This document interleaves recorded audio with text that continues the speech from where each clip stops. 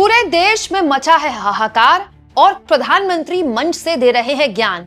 ज्ञान भी ऐसा वैसा नहीं, नेहरू जी वाला ज्ञान। दोस्तों, नेहरू जी का नाम जितना मोदी जी और उनकी पार्टी लेती है ना, अगर कांग्रेस पार्टी ने लिया होता तो व्हाट्सएप यूनिवर्सिटी वालों की अब तक खाल उधर जाती है। दोस्तों, पूरी दुनिया में जो युद्ध के बाद हालात पैदा हुए उसमें सबसे बड़ा खतरा जो है भारत के सामने महंगाई का हो गया। ना केवल भारत बल्कि पूरी दुनिया का।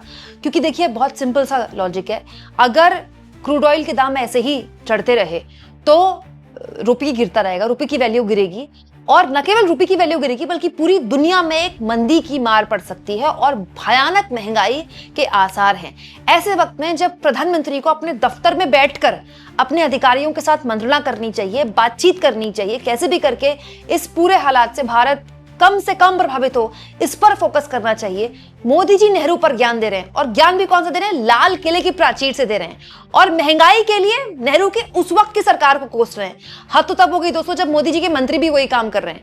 दोस्तों, मोदी लगातार रैली पर रैली कर रहे हैं, बिजनेस एज यूजुअल, कभी तमिलनाडु, कभी केरलम, तो कभी असम, तो कभी पश्चिम बंगाल। तो मोदी ने असम में एक रैली की। दोस्तों, मोदी बताते हैं कि युद्ध से जो संकट बना हुआ है, इससे कांग्रेस पार्टी इसको एक इसको अफवाह के तौर पर इस्तेमाल कर रही है, लोगों में भ्रम फैला रही है। और ये वही कांग्रेस पार्टी है जिसके पीएम पंडित नेहरू अपने दौर में महंगाई के लिए उत्तर कोरिया और दक्षिण कोरिया की जंग का हवाला देते थे। साथियों, एक तरफ बीजेपी एनडीए सरकार किसानों को लेकर काम कर रही है, हम देश को आत्मनिर्भर बनाने में जुटे हैं। वहीं आज कांग्रेस ने एक बार फिर साबित कर दिया है वो किसी भी स्थिति में देश के प्रति ईमानदार नहीं है। आज युद्ध से बने संकटों के बीच भी कांग्रेस सिर्फ अफवाहें फैलाने और अपप्रचार करने में जुटी है। और मैं जरा कांग्रेस के साथियों से कहना चाहता हूं, एक काम करिए, लाल किले पर से 15 अगस्त को पंडित नेहरू जी ने जो भाषण दिए हैं, जरा भाषण सुनिए, आप सुनकर के हैरान हो जाओगे। लाल किले से 15 अगस्त को एक बार कह रहे हैं पंडित जी कि उत्तर कोरिया और दक्षिण कोरिया में लड़ाई चल रही है, इसलिए भारत में महंगाई बढ़ रही है। अब उत्तर कोरिया दक्षिण कोरिया कहां है, और यहां पर महंगाई बढ़ने की बात नेहरू जी कह रहे थे। और आज कांग्रेस के लोग देश को गुमराह करने में लगे हैं। वैश्विक संकटों का प्रभाव क्या होता है, यह दुनिया देख रही है। दोस्तों, सोचिए, मतलब महंगाई का जिक्र करना ही था तो मोदी जी को नेहरू ही मिले, और अगर युद्ध का जिक्र करना ही था तो उस वक्त का युद्ध मिला, उसके बाद कितने युद्ध हो गए, उसके पहले कितने युद्ध हो गए। दोस्तों, सोचिए, पूरी की पूरी बीजेपी की टीम बैठकर नेहरू के सारे भाषण सुनने में लगी रहती है। क्या दिन, साल के 365 दिन कि ये वाला हिस्सा सही निकलता है, निकाल लेते हैं। मतलब जितना ध्यान दोस्तों मोदी जी की पूरी टीम नेहरू जी के पुराने पुराने भाषण आर्काइव से, लाइब्रेरी से निकालने में, सुनने में, और उसके बाद उसको एडिट करने में और मोदी जी को उनके भाषण में लिख के देने में देती है ना, उससे थोड़ा सा ध्यान अगर इस तरह की खबरों में दे लेती ना, तो मैं आपको बताती हूँ क्या हो जाता है देश का। दोस्तों, उस वक्त की महंगाई के लिए मोदी जी नेहरू को जिम्मेदार ठहरा रहे हैं ना। उस वक्त नेहरू ने लाल किले की प्राचीर से महंगाई पर यह बोला था, तो अभी के हालात देख लीजिए। दोस्तों, क्रूड ऑयल भले ही महंगा हो, लेकिन अभी तक तेल के दाम भारत में नहीं बढ़े, है ना।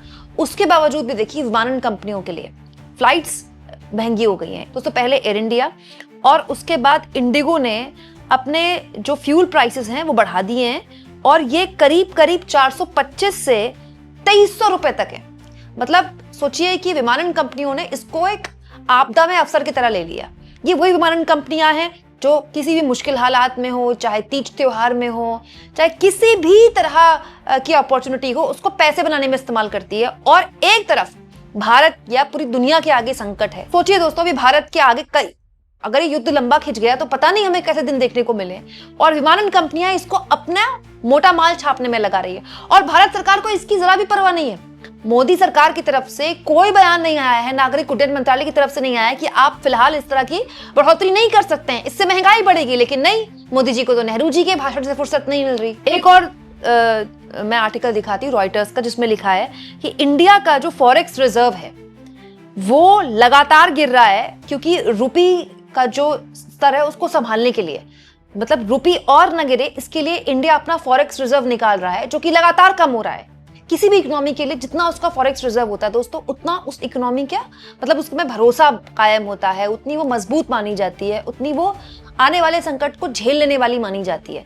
लेकिन रुपए की वैल्यू बचाने के लिए लगातार भारत का फॉरेक्स रिजर्व जा रहा है, यह आर्टिकल बताता है। और तो और दोस्तों, महंगाई की मोदी जी ने बात की थी, तो एक और आर्टिकल आपको दिखा देती हूँ। ये खबर बताती है दोस्तों कि 50 सिटीज में, ऑलमोस्ट 50 सिटीज में जो घर खरीदने की जो उमंग उत्साह होता है, जो मांग होती है, वो करीब 3% गिर गई है। और ये कोई पुराना आर्टिकल नहीं, 13 मार्च का आर्टिकल है।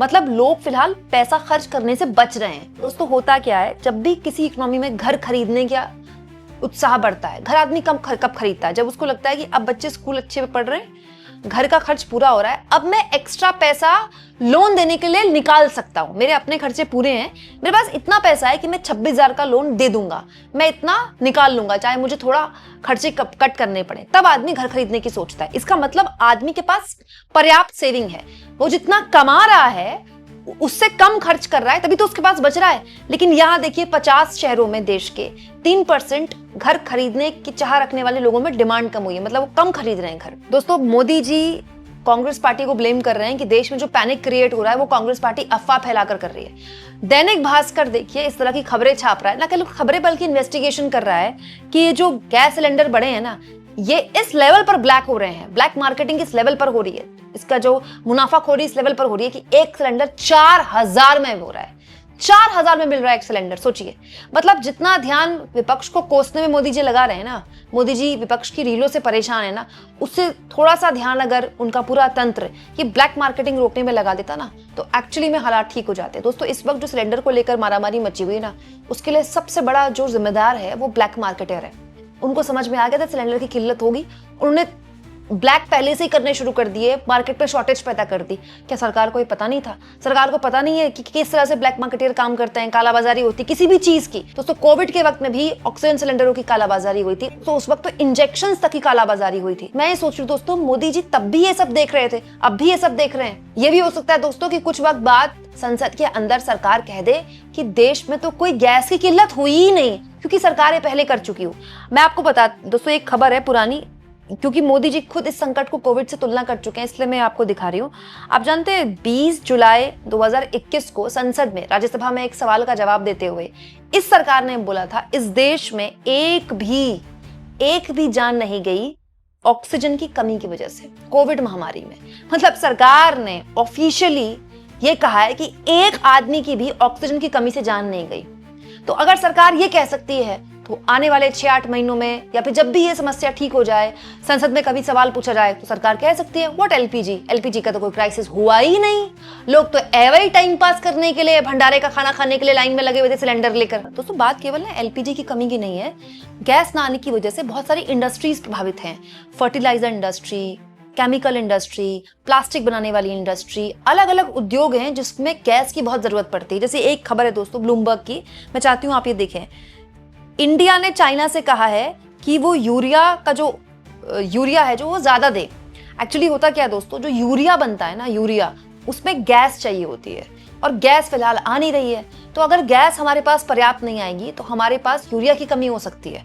और अगर यूरिया की कमी हो, हालांकि भंडारण भरे रहते हैं यूरिया के, तो ये जो मांग है हो सकता है संभावित आने वाले भंडारण के लिए मांग रही हो सरकार।